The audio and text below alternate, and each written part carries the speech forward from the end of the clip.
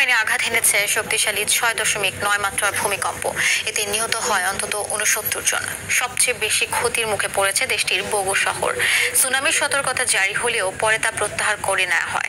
ভূমিকম্পের ফলে বন্ধ হয়ে যায় বিদ্যুৎ সরবরাহ, ক্ষতিগ্রস্ত হয় বহু ভবন।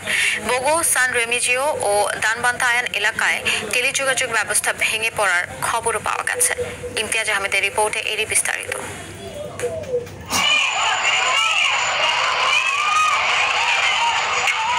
স্থানীয় সময় মঙ্গলবার রাত 10টার কিছু আগের মুহূর্ত এটি। এভাবেই কেঁপে ওঠে ফিলিপাইনের মধ্যাঞ্চল। প্রায় 34 লাখ মানুষ বসবাস করা সেবু দ্বীপে আঘাত হানা ভূমিকম্পটির মাত্রা ছিল 6.9।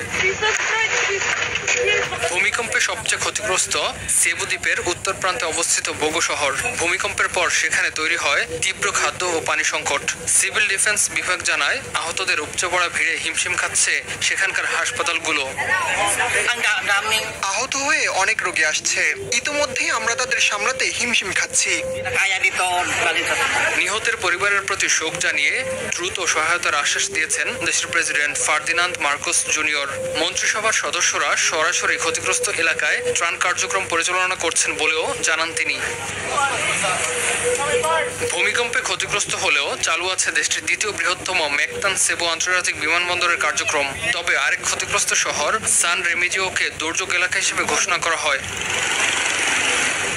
ভূমিকম্পের পর উপকূলীয় কিছু এলাকায় সমুদ্রের পানি সরে যেতে দেখা যায়। অনেকে ঘর ছেড়ে রাস্তায় বেরিয়ে আসেন। শত বছরের পুরনো একটি গির্জা সহ বহু ভবন ধসে পড়ে। আফটারশক হলেও সুনামির কোনো আশঙ্কা নেই বলে নিশ্চিত করেছে ভূমিকম্প পর্যবেক্ষণ সংস্থাগুলো। প্রশান্ত মহাসাগরীয় রিং অফ ফায়ার বা অগ্নিবলয়ে অবস্থিত ফিলিপাইনে প্রায়ই ভূমিকম্প আঘাত হানে। 2022 সালের জুলাই মাসে দেশটিতে আঘাত হানে 7 মাত্রার ভূমিকম্প। ইমতিয়াজ আহমেদ, RTV।